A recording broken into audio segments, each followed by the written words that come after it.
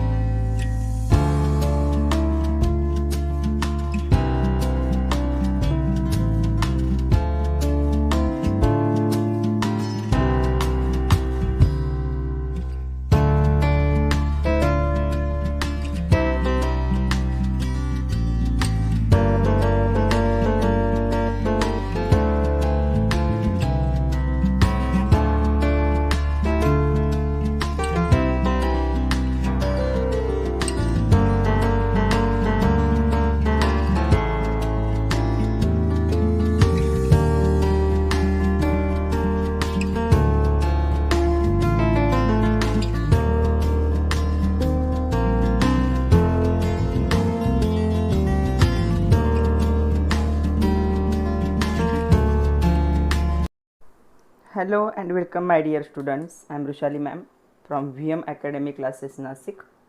हमने स्टार्ट किया है क्वेश्चन बैंक सॉल्यूशन जो महाराष्ट्र स्टेट बोर्ड ने प्रोवाइड किया है फॉर 12th साइंस, और क्वेश्चन बैंक सॉल्यूशन हम देख रहे हैं for chemistry question bank solution में हमने स्टार्ट किया है चैप्टर नंबर 9 कोऑर्डिनेशन कंपाउंड।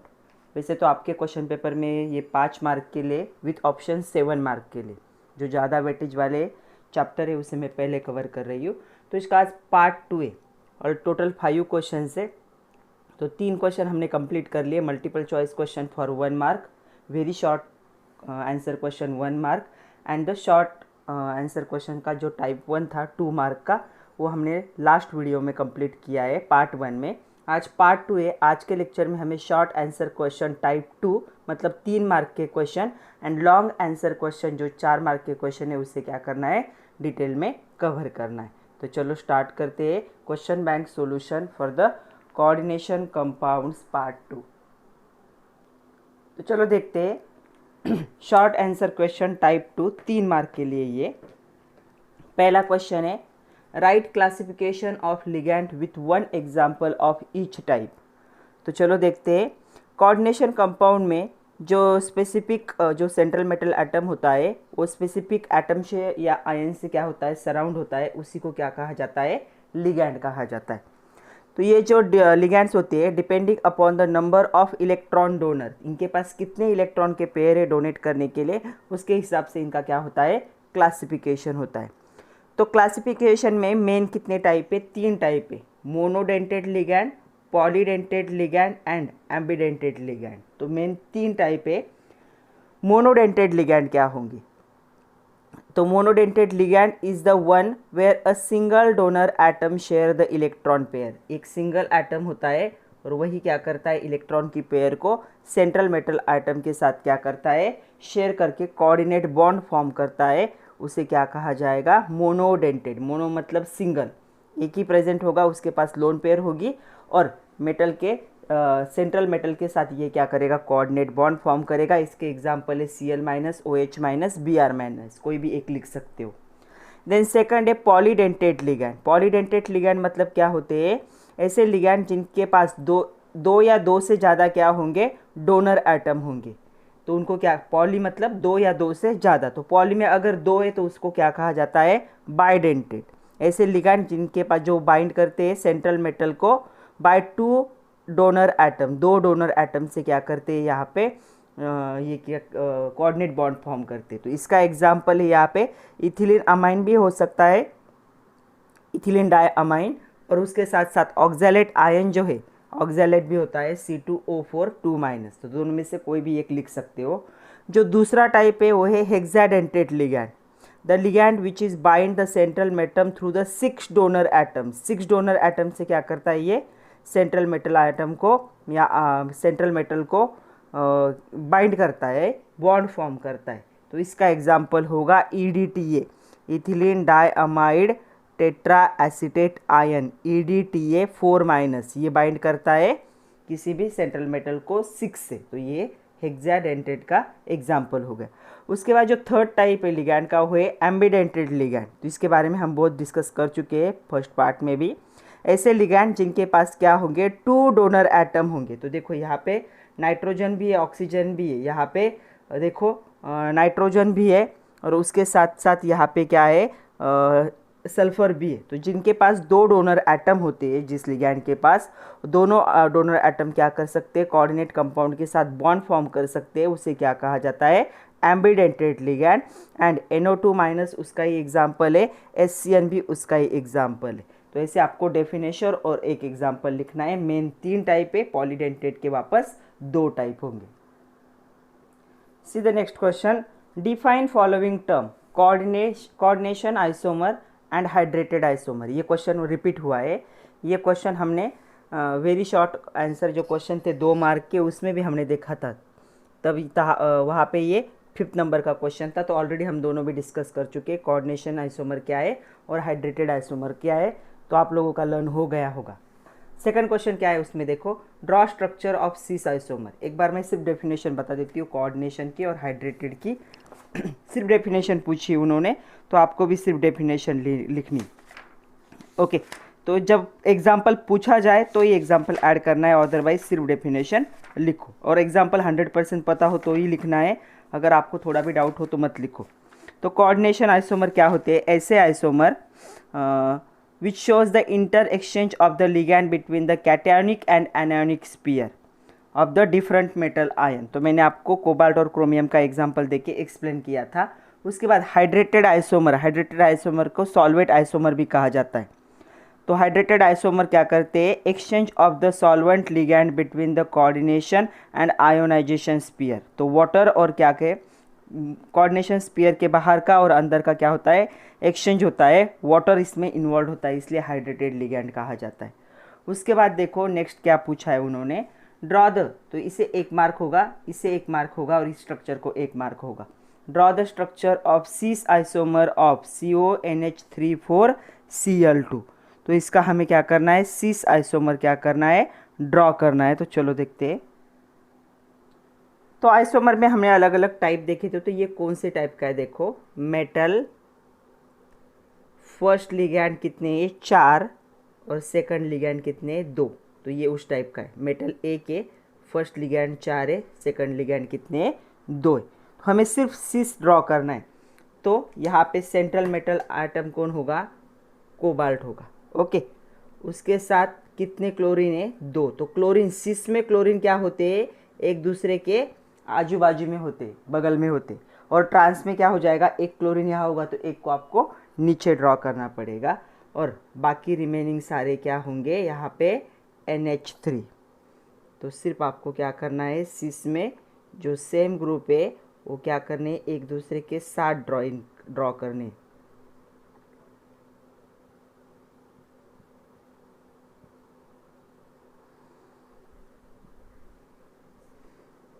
और कभी भी नहीं भूलना है कि जो भी दिया हुआ आपका कोऑर्डिनेट कंपाउंड है उसका चार्ज। तो ये हो गया सिस स्ट्रक्चर। तो ये सिस स्ट्रक्चर, ट्रांस में क्या हो जाता, ये ग्रुप यहाँ चला जाता और ये ग्रुप यहाँ आ जाता। तो ये सिस स्ट्रक्चर है for CONH34Cl2+ ion. See the next question, write formula to calculate ENA with significance of the terms. तो मतलब फॉर्मूला लिखना है, और फॉर्मूला में जो टर्म है उन टर्म के बारे में भी हमें क्या करना है, डिटेल में लिखना है, क्या कौन से टर्म को क्या कहा जाता है, उनके सिग्निफिकेंस।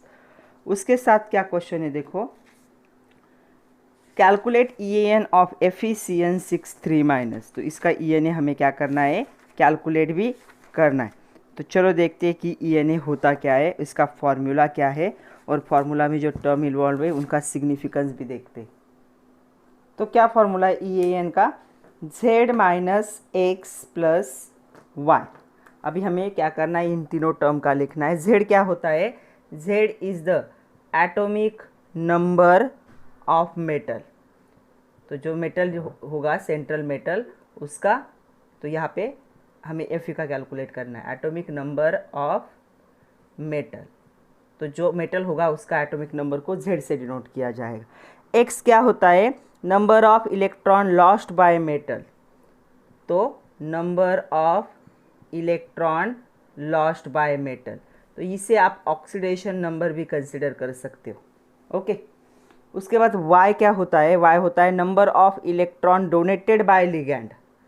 तो number of electron donated by ligand, ligand कितने इलेक्ट्रॉन डोनेट कर रहा है वो कौन किससे दिखाते? y से दिखाते। तो ये सारे क्या हो गए, उसमें जो टर्म्स इन्वॉल्व है इनके सिग्निफिकेंस। अभी हमें क्या करना है, Fe-CN6 के लिए क्या करना है, फाइंड आउट करना है। तो चलो देखते हैं Fe-CN6 माइनस। तो हमें पता है आयन का 26 एटॉमिक नंबर है, नंबर ऑफ लिगैंड कितने हैं, यहाँ पे देखो एक दो लोन पेयर है और 6 2 12, ये भी पता है हमें 12। हमें ऑक्सीडेशन नंबर चाहिए किसका? Fe का। तो चलो देखते हैं, इसका होता है -1, इसे x एज्यूम करते। ओके, तो मैं यहाँ पे लिख रही हूँ x प्लस 6 इंटू -1, और पूरे इस पर कितना चार्ज है? -3। So x minus 6 is equal to -3, x is equal to 6 minus 3, x is equal to कितना आंसर होगा? +3। मतलब ये जो x है ये क्या है? +3 है। आयन ने कितने इलेक्ट्रॉन लॉस्ट किए या डोनेट किए? 3 इलेक्ट्रॉन। तो यहाँ पे इसका ऑक्सीडेशन नंबर कितना है? +3। तो कैसे कैलकुलेट किया यहाँ पे समझ में आया होगा। इस जिसका कैलकुलेट करना है उसका x एज्यूम करो, और चार्ज देखना है पूरे पे जो चार्ज होता है। अगर कुछ भी चार्ज नहीं तो यहाँ पे हम 0 ले लेते। ओके, तो चलो हमें सारे वैल्यू पता है। ये वैल्यू हमारी 26 है, ये वैल्यू हमारी अभी आई 3, और ये वैल्यू है 12। तो चलो ENA कैलकुलेट करते फॉर द Fe-CN6 क्या आता है। तो चलो is equal to Z 26 minus 3 plus 12।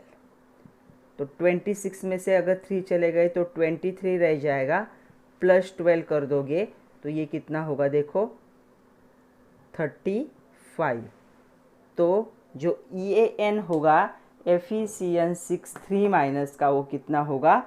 35 होगा। तो 36 हुआ तो क्या करता है ये? ओबे करता है ENA को, तो ये ओबे नहीं कर रहा है। तो हमें सिर्फ बोला है कि कैलकुलेट करना है, तो कैलकुलेट करके आंसर कितना आ रहा है? 35। सी the next question, right IUPAC name of. तो दो क्वेश्चन उन्होंने मिक्स किए। पहला पूछा है IUPAC नेम NiCN4 तो ये आयन है, हमें इसका ऑक्सीडेशन नंबर भी चाहिए होगा ब्रैकेट में लिखने के लिए। तो इसका IUPAC नेम हमें क्या करना है, फाइंड आउट करना है। तो चलो इसका ऑक्सीडेशन नंबर देख लेते हैं। ये होता है -1, so x plus 4 into -1 is equal to -2, x minus 4 is equal to -2, तो x कितना हो जाएगा? 2। तो इसका ऑक्सीडेशन नंबर कितना है? 2 है। ओके, तो चलो देखते हैं इसका नाम क्या आता है। तो देखो पहले लिगैंड का नाम आएगा, क्योंकि सिर्फ क्या है? कोऑर्डिनेशन स्फीयर है। तो लिगैंड का नाम क्या होगा यहाँ पे? साइनो। साइनाइड है तो ये बन जाएगा यहाँ पे साइनो। कितनी बार प्रेजेंट है? ये 4 टाइम, इसलिए 4 को कहा जाता है टेट्रा। टेट्रा साइनो कौन सा ग्रुप है? सेंट्रल मेटल है निकेले, तो इसे निकेलेट कहा जाता है। तो ये निकेलेट, और अभी हमने ऑक्सीडेशन नंबर निकाला कितना है? 2, और इस पे चार्ज है इसलिए हम लिख देंगे आयन। तो इसका नाम क्या होगा? Tetracyano nickelate 2 ion. इसके साथ दूसरा क्वेश्चन क्या है देखो, उन्होंने क्या कहा है? ज्योमेट्रिकल आइसोमर हमें क्या करने? ड्रॉ करने। 2 कंपाउंड दिए और उनके हमें ज्योमेट्रिकल आइसोमर क्या करने, ड्रॉ करने। पहला दिया है प्लैटिनम NH3H2OCl2 और दूसरा यहाँ पे दिया है CONH34Cl2। तो चलो दोनों का हमें क्या करना है, आइसोमर ड्रॉ करने। ज्योमेट्रिकल आइसोमर मतलब सिस एंड ट्रांस। तो हम पहले इसके लिए देखते। तो सेंट्रल एटम कौन है, प्लैटिनम है। ओके, 1 2 3 4 लिगैंड है। तो हम जब सिस ड्रॉ करते हैं तो सिस में क्या होता है, सेम टाइप के लिगैंड क्या होंगे, सेम साइड में हमें दिखाने। ओके, और जो डिफरेंट टाइप के होंगे हम यहाँ पे NH2 दिखाएंगे, सॉरी NH3 दिखाएंगे और यहाँ पे हम दिखाएंगे H2O। तो ये हो गया इसका सिस आइसोमर। कोई भी चार्ज नहीं है इसलिए ब्रैकेट मत डालो।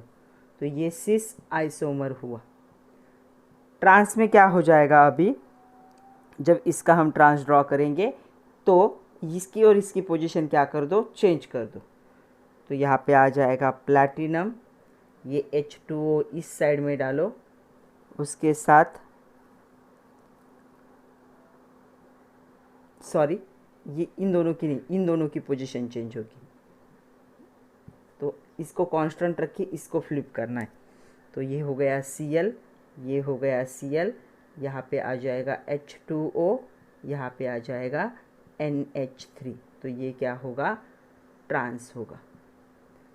तो देखो सिस में क्या हुआ, सेम ग्रुप एक ही साइड में, और ट्रांस में क्या हुआ, सेम ग्रुप अपोजिट साइड में चले गए। तो ये हो गए इनके ज्योमेट्रिकल आइसोमर फर्स्ट के लिए। अभी सेकंड का ड्रॉ करते हम। तो सेकंड पे देखो कितने लिगैंड है, 6 लिगैंड है। तो कोबाल्ट हो गया, सेंट्रल मेटल कोबाल्ट। उसके साथ देखो अभी मैंने बताया था कि सिस में क्या होता है, दोनों जो सेम होते हैं तो उनको एक साथ लिखना है। और कितने NH3 है, टोटल 4 NH3 है। तो 4 NH3 को हम ऐसे लिखेंगे। ओके, और इस पे पूरे पे चार्ज कितना है, प्लस। तो ये हो गया सिस। ट्रांस में क्या होगा, ये जो दोनों है ये दोनों एक दूसरे के अपोजिट, इन दोनों की जगह क्या करनी, हमें चेंज करनी। तो ट्रांस में क्या हो जाएगा, देखो ट्रांस में एक क्लोरीन यहाँ पे, एक क्लोरीन यहाँ पे, और रिमेनिंग सारे क्या होंगे, NH3 होंगे। तो सिस में क्या होता है, सेम ग्रुप एक दूसरे के बगल में होते हैं, मतलब जॉइन होते हैं next to each other.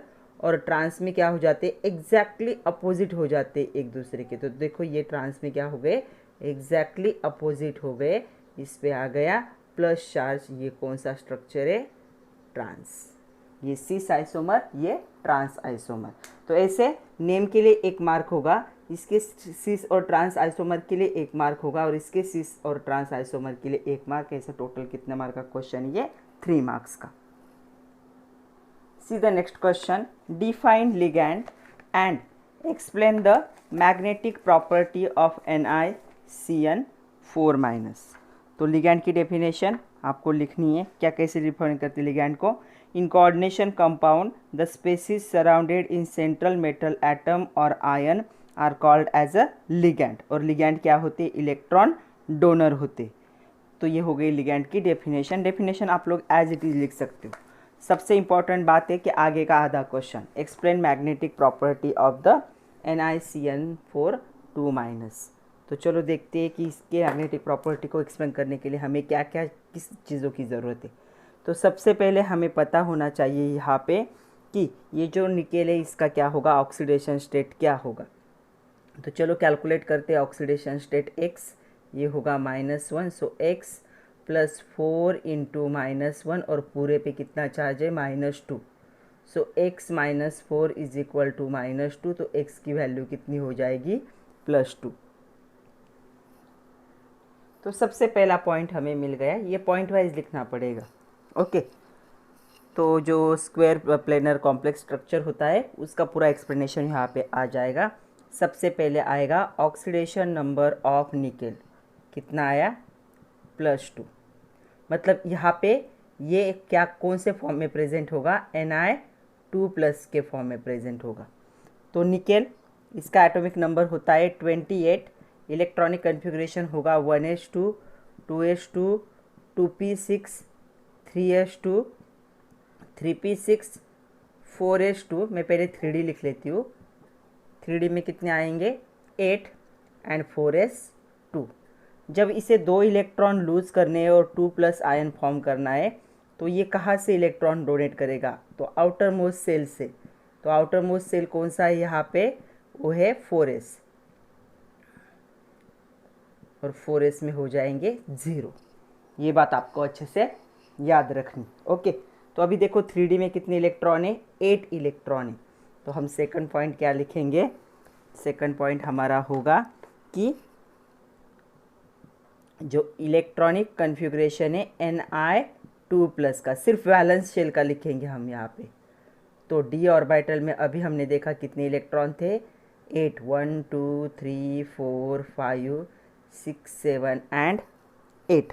Okay, आगे कौन सा ऑर्बिटल था, 4s भी ब्लैंक था एंड 4p। ये कौन सा है, 3d है, ये 4s है, ये 4p है। ओके, अभी क्या होगा, कितने cn दिख रहे हैं यहाँ पे, 4 दिख रहे। ओके, तो एक के पास 2 लोन पेयर, मतलब कितनी जगह चाहिए, 1 2 3 4। एक cn अपने इलेक्ट्रॉन यहाँ पे डालेगा, एक अपने इलेक्ट्रॉन यहाँ पे डालेगा, एक यहाँ पे, एक यहाँ पे। इलेक्ट्रॉन क्या होते हैं, लोन पेयर, मतलब ऐसे। तो ये यहाँ पे ऐसे 4 वैकेंट क्या चाहिए, ऑर्बिटल चाहिए लिगैंड के इलेक्ट्रॉन के लिए। तो हम लिख सकते हैं number of cn are 4, so number of vacant metal ion orbital required for bonding of ligand are 4। तो ये 4 चाहिए क्योंकि यहाँ पे 4 लिगैंड है। ओके, ये जो कॉम्प्लेक्स है ये स्क्वायर प्लेनर है। यहाँ पे Ni2+ क्या करता है, dsp2। तो dsp2 कैसे करेगा ये, तो देखो ये जो इलेक्ट्रॉन है, ये इलेक्ट्रॉन क्या कर लेता है, यहाँ पे पेयरिंग कर लेता है। ओके, तो पेयरिंग करने के बाद देखो 4 ही ऑर्बिटल चाहिए उसे, 4 लिगैंड है उसके पास।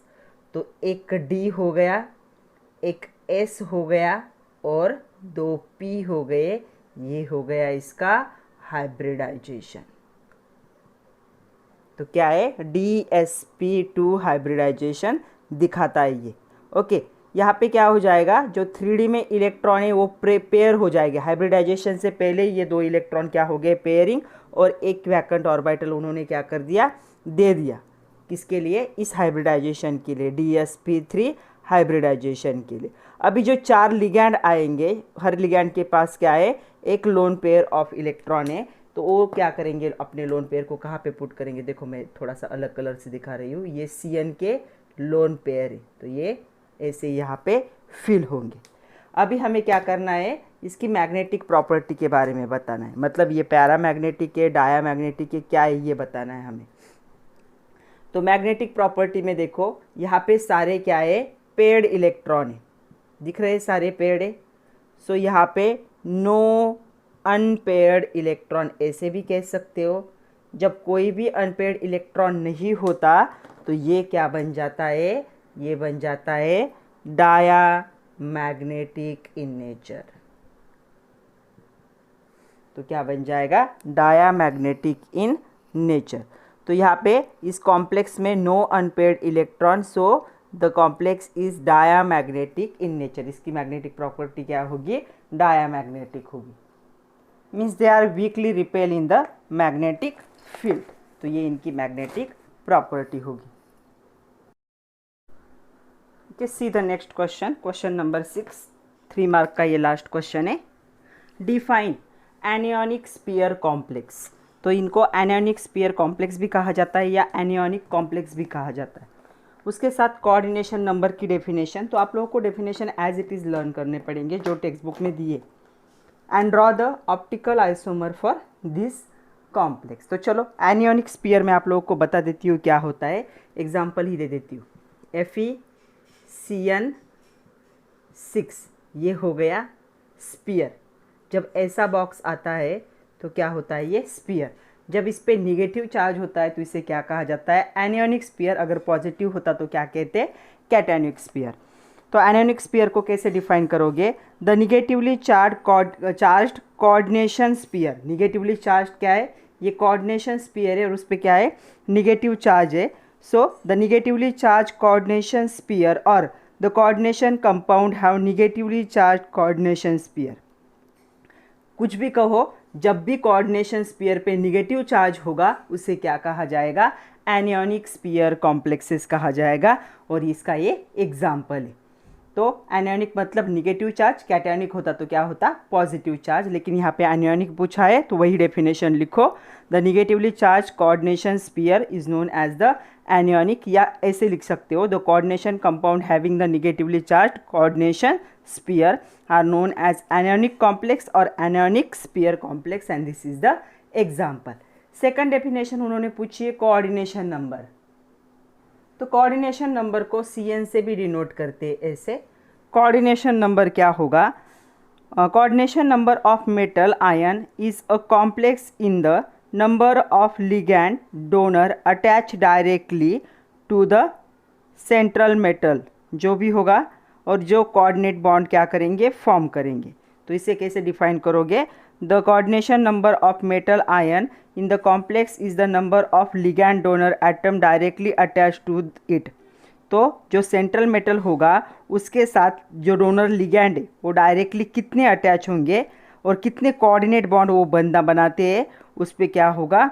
ये डिपेंड होगा इसका कोऑर्डिनेशन नंबर। तो देखो एक दो एग्जांपल देखते हैं। सपोज हमारे पास ऐसा कॉम्प्लेक्स है CONH3 4Cl2 और इस पे पॉजिटिव या निगेटिव चार्ज है, पॉजिटिव चार्ज है। तो इस कॉम्प्लेक्स का अगर कोऑर्डिनेशन नंबर निकालना होगा तो कितना कोऑर्डिनेशन नंबर होगा इस कॉम्प्लेक्स का? 6, क्योंकि देखो ये 4 और ये 2, टोटल जो सेंट्रल मेटल एटम है उसके साथ कितने कोऑर्डिनेट बॉन्ड फॉर्म हुए? 6। तो इसका कोऑर्डिनेशन नंबर कितना होगा? 6 होगा।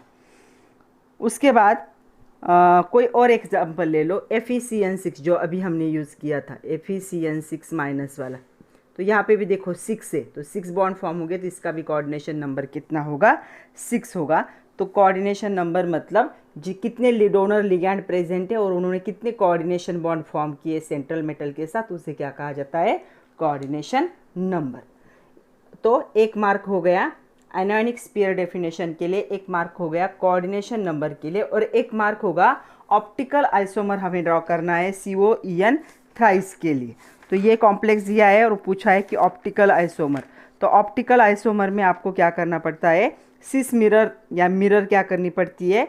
दिखानी पड़ती है। तो चलो इसका हम ऑप्टिकल आइसोमर ड्रॉ करते हैं COEN थ्राइस 3+ का।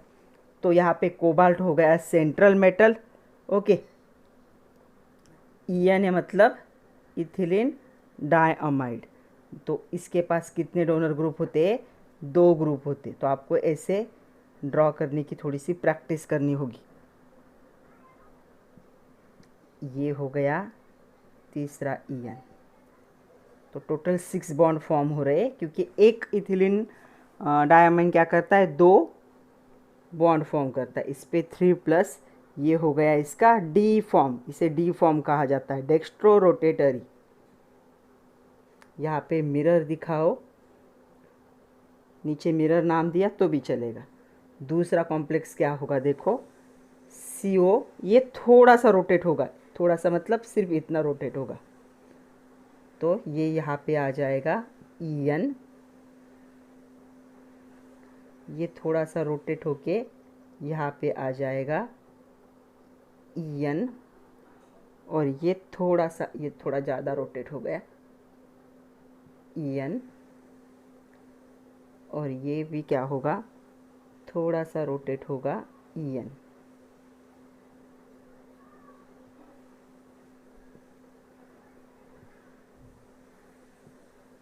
इस पे 3+ चार्ज। तो ये हो गए optical isomer for COEN thrice. तो ऐसे क्या करने हैं? आपको ड्रॉ करने हैं। ऑप्टिकल आइसोमर जब भी वर्ड आएगा तो बीच में मिरर इमेज आना ज़रूरी है। तो या फिर ऐसे याद रखो कि आपने बीच में मिरर रखा है, यहाँ पे जो ड्रॉ करोगे एग्जैक्टली उसका मिरर इमेज आपको यहाँ पे दिखना चाहिए।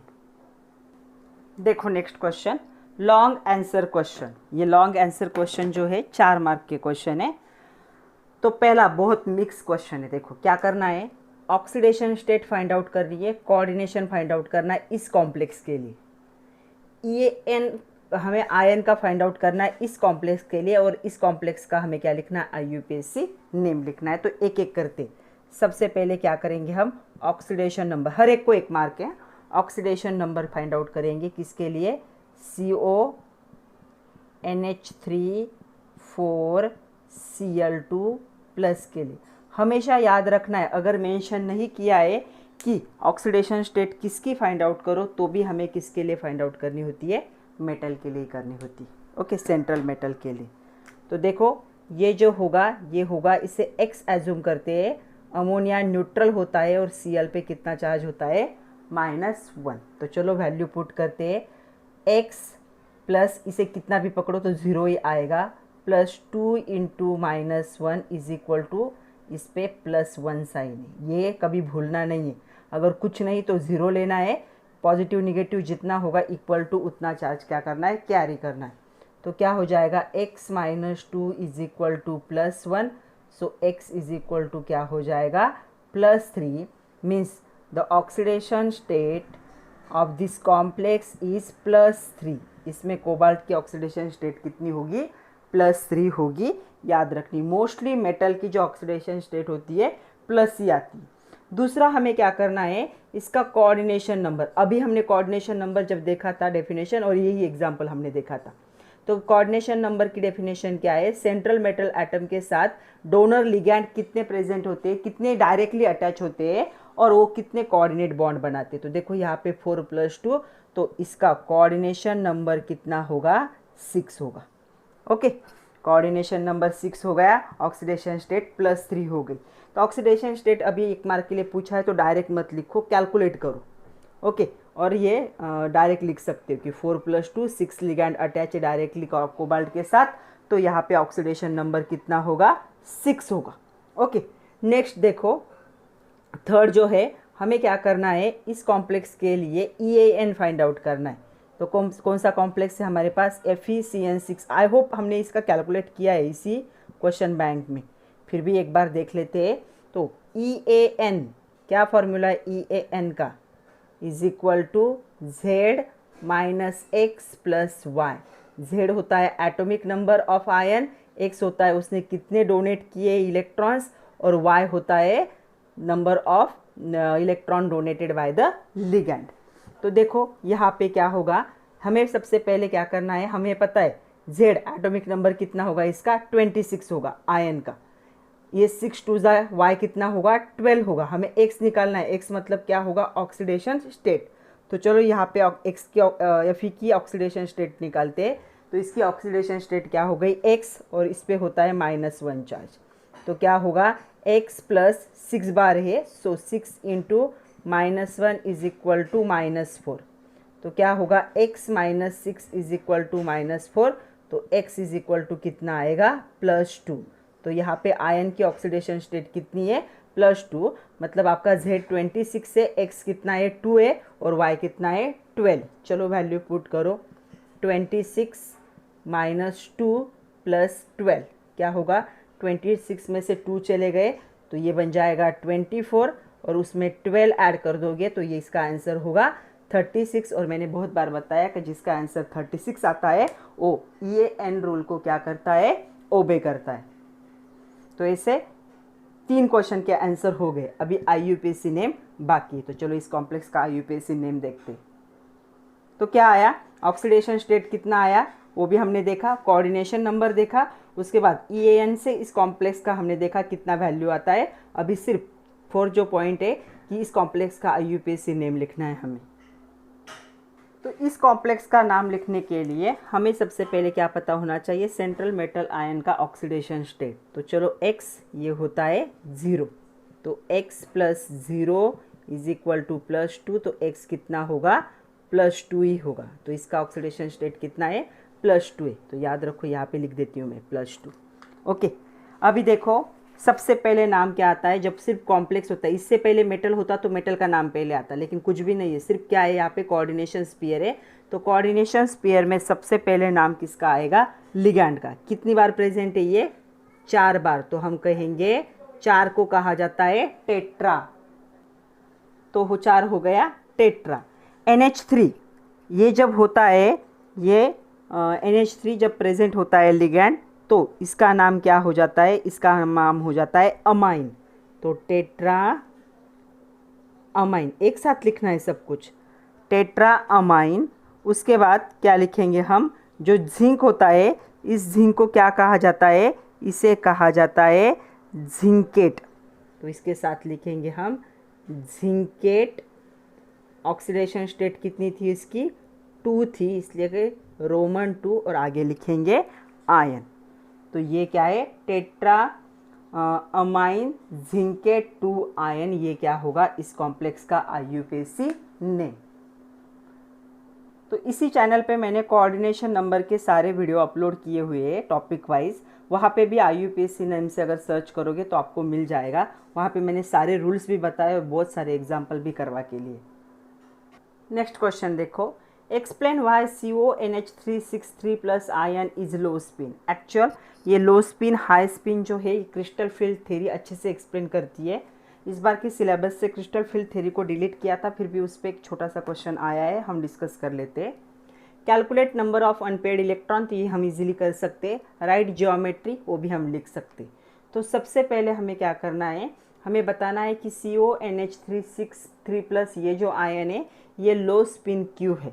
तो चलो उसे लो स्पिन करने के से पहले सबसे पहले हमें पता होना चाहिए ऑक्सीडेशन स्टेट। तो जब भी आपको ऐसा क्वेश्चन आए तो आप पहले क्या लिखोगे, कॉम्प्लेक्स लिखोगे और कॉम्प्लेक्स का ऑक्सीडेशन जो मेटल होगा उसका ऑक्सीडेशन स्टेट निकालने की कोशिश करो। तो कोशिश नहीं, अभी आना ही चाहिए। ये हो जाएगा 0, तो क्या होगा x + 0 = +3, तो x की वैल्यू कितनी होगी, +3। मतलब कोबाल्ट का जो ऑक्सीडेशन स्टेट होगा, मतलब इसमें कैसे प्रेजेंट होगा कोबाल्ट, 3+ आयन प्रेजेंट होगा।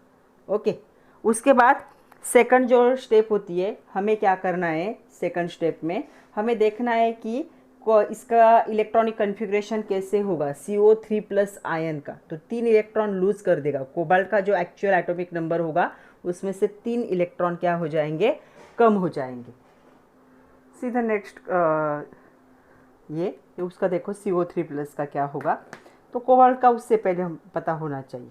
तो कोबाल्ट का 27 एटॉमिक नंबर, इलेक्ट्रॉनिक कन्फिग्रेशन क्या हो जाएगा, 1s2 2s2 2p6 3s2 3p6, यहाँ तक तो कॉमन है। आगे होगा 4s2 एंड 3d7। इसे 3 इलेक्ट्रॉन लूज करने, तो यहाँ से 2 इलेक्ट्रॉन और यहाँ से 1 लूज कर देगा। मतलब क्या हो जाएगा इलेक्ट्रॉनिक कन्फिग्रेशन यहाँ पे 3d6 4s0। ओके, तो यहाँ पे समझ में आया सबको। उसके बाद देखो ये जो d ऑर्बिटल होगा, d ऑर्बिटल में कितने और होते बॉक्स, 5, 1 2 3 4 5 एंड 6। इसके बाद क्या करना है, इसके आगे का पॉइंट बहुत इंपॉर्टेंट है। According to crystal field theory ये जो d ऑर्बिटल होता है, ये d ऑर्बिटल क्या होगा, 2 ऑर्बिटल में स्प्लिट होगा। देखो कैसे, यहाँ पे स्प्लिट होता है, यहाँ पे 2 ऑर्बिटल और 3, 2 का बंच और 3 का बंच ऐसे क्या हो जाएगा, सेपरेट होगा। इसे कहा जाता है T2G, इसे कहा जाता है EG। ओके, तो यहाँ पे ये क्या हो गया 3/2 और ये हो गया 3/5। 5 का बॉक्स था ना, तो 3 नीचे चले गए, ऊपर 2, ये हो गया 2/5।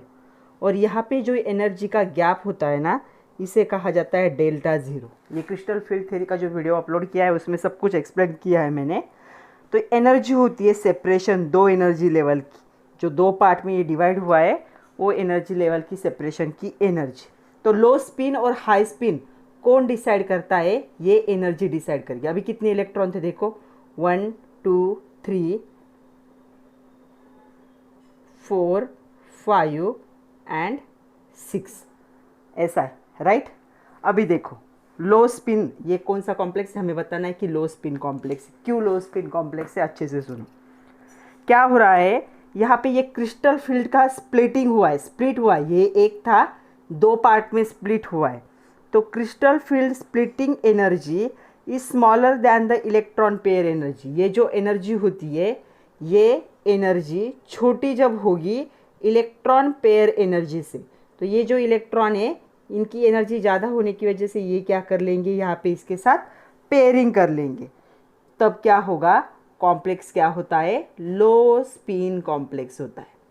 अच्छे से सुनो, जब क्रिस्टल का स्प्लिटिंग होगा, इस डी ऑर्बिटल का स्प्लिटिंग हुआ T2G एंड EG में, तब दोनों का जो एनर्जी का गैप होता है, ये एनर्जी का गैप जब इलेक्ट्रॉन पेयर के एनर्जी से छोटा होगा, मतलब ये एनर्जी इलेक्ट्रॉन पेयरिंग की एनर्जी से, मतलब जो इलेक्ट्रॉन पेयर हो रहे हैं तब बहुत ज़्यादा एनर्जी क्या करते हैं, वो आउटर मोस्ट सेल से ऊपर से नीचे आ रहा है वो, तो आते वक्त क्या करेगा, एनर्जी रिलीज करेगा। यहाँ पे 2 इलेक्ट्रॉन थे, नीचे आते वक्त एनर्जी रिलीज करेंगे। जब ये इलेक्ट्रॉन पेयरिंग एनर्जी हायर होती है दैन द स्प्लिटिंग एनर्जी, तब कॉम्प्लेक्स क्या होता है, लो स्पिन। तो इसीलिए ये CONH363+ आयन क्या है, लो स्पिन कॉम्प्लेक्स है। क्योंकि क्या लिखेंगे हम, when the crystal field splitting energy is smaller than the electron pair energy, जब delta zero electron pair energy से छोटा होता है, इस जो कॉम्प्लेक्स फॉर्म होते हैं वो क्या होते हैं, लो स्पिन कॉम्प्लेक्स। अगर ये एनर्जी ज़्यादा होती तो यहाँ पे पेयरिंग कभी नहीं हो पाती, वो कॉम्प्लेक्स क्या होते हैं, हाई स्पिन कॉम्प्लेक्स होते हैं। ये जो ऊपर के इलेक्ट्रॉन ये नीचे आते नहीं, क्योंकि यहाँ की एनर्जी क्या होगी, हाइयर होगी, वो होता है हाई स्पिन कॉम्प्लेक्स में। लो स्पिन कॉम्प्लेक्स में क्या होगा, जो पेयरिंग एनर्जी है वो हाइयर होगी दैन द स्प्लिटिंग एनर्जी, तो यहाँ पे क्या होगा, कॉम्प्लेक्स को हम कहेंगे लो स्पिन कॉम्प्लेक्स। तो आप ये इसे ही ड्रॉ करके ऐसे लिख सकते हो। लिखते वक्त क्या लिखोगे, when crystal field splitting energy, ये delta zero is smaller than the electron pair energy, then the complex formed are known as the low spin complex and CONH363+ ion is the example of such complex. तो यहाँ पे क्या हुआ, हमने देखा D orbital का क्या हुआ, देखो ये था डी ऑर्बिटल, किसकी बात हो रही है, CO2+ आयन की बात हो रही। तो कितने इलेक्ट्रॉन थे इसके पास, इसके पास थे 6 इलेक्ट्रॉन, और यहाँ पे क्या हो गया, पेयरिंग हो गया, राइट। उसके आगे का कौन सा ऑर्बिटल होता है, ये कौन सा था, 3D था, 4s, और आगे का कौन सा होगा, 4p होगा, ओके। तो अभी देखो यहाँ पे कितने दिख रहे हैं, लिगैंड 6, मतलब लिगैंड को कितने कॉम्प्लेक्स, कितने यहाँ पे बॉक्स की ज़रूरत है, 1 2 3 4 5 एंड 6, इतने बॉक्सेस की उसे ज़रूरत है। तो ये जो लिगैंड होंगे वो लिगैंड कहाँ पे आ जाएंगे, यहाँ पे आएंगे। हर लिगैंड का हर लिगैंड के पास क्या होती है, लोन पेयर होती है। तो लोन पेयर ऑफ इलेक्ट्रॉन को मैं कलर्ड दिखाती हूँ थोड़ा सा, देखो यहाँ पे दूसरे NH3 के इलेक्ट्रॉन यहाँ पे, तीसरे यहाँ, 4th 5th एंड 6th, ऐसे हो गया। तो देखो हमें क्या करना है, calculate number of unpaired electron इस कॉम्प्लेक्स में। ये कॉम्प्लेक्स हो गया पूरा फॉर्म। अनपेयर्ड इलेक्ट्रॉन कितने हो गए, सो नंबर ऑफ अनपेयर्ड इलेक्ट्रॉन, कितने नंबर ऑफ अनपेयर्ड इलेक्ट्रॉन, 0, एक भी अनपेयर्ड इलेक्ट्रॉन नहीं, सारा पेयरिंग हुआ है क्योंकि ये लो स्पिन कॉम्प्लेक्स है। उसके बाद बोला है कि ज्योमेट्री लिखो इस कॉम्प्लेक्स की कैसी होगी ज्योमेट्री। तो चलो देखते हैं कि NH3 इसकी ज्योमेट्री कैसी होगी। तो चलो ड्रॉ ही कर लेते हैं। सेंट्रल मेटल होगा CO surrounded by 6 NH3, NH3 NH3 NH3, ऐसे ड्रॉ करना है आपको जब ज्योमेट्री लिखनी है तब। NH3 और यहाँ पे भी NH3, और कोऑर्डिनेशन स्फीयर दिखाओ, कितना चार्ज है, 3+। तो ये जो सेंट्रल मेटल एटम जो है वो कितने लिगैंड से, यहाँ पे कितने लिगैंड से सराउंडेड है, टोटल 6 लिगैंड से। तो इसकी जो ज्योमेट्री होगी वो क्या हो जाएगी, ऑक्टाहेड्रल। तो यहाँ पे मैं लिख रही हूँ ज्योमेट्री क्या है, ऑक्टाहेड्रल। तो यहाँ पे जो जो क्वेश्चन पूछे थे हमने सबका देख लिया। पहला जो क्वेश्चन था उसे 2 मार्क के एक्सप्लेन करने के लिए, क्योंकि आपको दिखाना है स्प्लिटिंग और लो स्पिन की डेफिनेशन लिखनी है। सेकंड, कैलकुलेट जब करना है नंबर ऑफ इलेक्ट्रॉन, तो आपको ऐसे लिखना पड़ेगा, number of electron, unpaired electron 0, और ज्योमेट्री के लिए 1 मार्क है। तो ऐसा स्ट्रक्चर ड्रॉ करो और लिखो ज्योमेट्री। जब कोई भी सेंट्रल मेटल आयन 6 लिगैंड से सराउंड होता है तो ज्योमेट्री क्या होती है, ऑक्टाहेड्रल होती है। लास्ट क्वेश्चन देखो लॉन्ग आंसर का। क्वेश्चन में हमें 4 पॉइंट लिखने, एक्चुअल हमें पूरा एक क्या करना है, फॉर्मेशन ही लिखना है ऑक्टाहेड्रल कॉम्प्लेक्स का, और उनमें उन्होंने ये पॉइंट पूछे, तो ये पॉइंट इंपॉर्टेंट ही होते हैं, हमें पता है। तो क्या क्वेश्चन है देखो यहाँ पे, answer the following with respect to COF63 minus ion. हमें हाइब्रिडाइजेशन बताना है, नंबर ऑफ अनपेड इलेक्ट्रॉन बतानी है, ज्योमेट्री बतानी है, और मैग्नेटिक प्रॉपर्टी मतलब डायमैग्नेटिक है या पैरामैग्नेटिक है वो बताना है। तो चलो सबसे पहले देखते हैं COF63 माइनस। तो सबसे पहला पॉइंट हमें लिखना होता है ऑक्सीडेशन स्टेट ऑफ CO का ऑक्सीडेशन स्टेट। तो कितना ऑक्सीडेशन स्टेट होगा देखो यहाँ पे F63 माइनस, कैलकुलेट करो हर टाइम, एज्यूम नहीं करना है, x -1, तो क्या आएगा x प्लस 6 इंटू -1, क्योंकि ये 6 टाइम है ना, इज इक्वल टू पूरे कॉम्प्लेक्स पे -3 चार्ज है, so x minus 6 is equal to -3, तो x की वैल्यू कितनी आएगी +3। क्यों, ये 6 उस साइड में जाएगा तो प्लस होगा, 6 में से 3 चले जाएंगे तो क्या होगा 3 होगा, सो ऑक्सीडेशन स्टेट इज +3। तो मतलब हमें क्या करना है, जो CO है CO का +3 का अभी क्या करना है हमें, इलेक्ट्रॉनिक कन्फिग्रेशन। तो CO क्या होता है 27 होता है, इलेक्ट्रॉनिक कन्फिग्रेशन क्या होता है, लास्ट का लिख रही हूँ मैं अभी, 4s2 3d7, तो 3 इलेक्ट्रॉन लूज करने, यहाँ के 2 और यहाँ का 1 चला जाएगा, तो यहाँ पे क्या हो जाएगा देखो, क्या होगा 0 होगा, और यहाँ पे 1 चला जाएगा तो 6। This is the electronic configuration for CO3 plus ion. तो चलो अभी देखते हैं d ऑर्बिटल ड्रॉ करना है हमें। तो ये 3d ऑर्बिटल है, ये 4s और ये आगे का 4p, क्योंकि ये आगे के लगने वाले 6 लिगेंड है इसके पास। तो ये 3d, ये 4s एंड ये 4p। कितने इलेक्ट्रॉन है d में, 1 2 3 4 5 एंड 6। यहाँ तक समझ में आया होगा अच्छे से। लिगैंड कितने देखो 6 लिगैंड है, मतलब लिगैंड के लिए यहाँ पे क्या होगा, कितने खाली बॉक्स की ज़रूरत है, 6 बॉक्स की ज़रूरत है। और आप लोगों को मैं बता दूँ ये हाई स्पिन कॉम्प्लेक्स है, तो हाई स्पिन कॉम्प्लेक्स है मतलब यहाँ पे पेयरिंग नहीं हो सकता। क्यों, क्योंकि जो स्प्लिटिंग एनर्जी वो पेयरिंग एनर्जी से ज़्यादा है, पेयरिंग नहीं होने देती वो एनर्जी, तो यहाँ पे इन इलेक्ट्रॉन का पेयरिंग नहीं होगा। हाई स्पिन कॉम्प्लेक्स में कभी भी पेयरिंग नहीं होता, लो स्पिन कॉम्प्लेक्स में पेयरिंग होता है। तो ये इलेक्ट्रॉन पेयरिंग नहीं करेंगे तो ये लिगैंड के लिए ये बॉक्सेस यूज नहीं हो सकते। तो यहाँ पे कितने बॉक्स हो गए, 1 2 3 4। तो आगे कौन सा ऑर्बिटल होगा इसके, 4p के आगे का ऑर्बिटल कौन सा होता है, वो होता है 4d। तो ये यूज़ करेगा 4d ऑर्बिटल। तो देखो कितने की ज़रूरत है 4d ऑर्बिटल के लिए, कितने लिगैंड है इसके पास देखो, 6 लिगैंड है, हर फ्लोरीन के 2 इलेक्ट्रॉन, मतलब 1 2 3 4 5 6। तो देखो हाइब्रिडाइजेशन, पहले क्वेश्चन का आंसर यहाँ पे आएगा। तो S यूज़ किया है उसने, P3 यूज़ किया है, 1 2 एंड 3 एंड D2। तो पहले क्वेश्चन का आंसर आ गया हाइब्रिडाइजेशन, sp3d2 इसका क्या है, हाइब्रिडाइजेशन है। तो हाइब्रिडाइजेशन को अच्छे से समझ लो, sp3d2 हाइब्रिडाइजेशन। अगर पेयरिंग होता तो यहाँ के 2 ऑर्बिटल यूज होते, बट यहाँ पे पेयरिंग नहीं हुआ, क्यों, हाई स्पिन कॉम्प्लेक्स से पेयरिंग की जो एनर्जी है वो स्प्लिटिंग की एनर्जी से कम है, इसलिए पेयरिंग नहीं हो पाता। ओके, तो यहाँ पे पेयरिंग नहीं हो पाता मतलब क्या हो गया देखो, यहाँ पे अच्छे से समझ लो, कितने थे ये 5 थे, 1 2 3 4 5 एंड 6।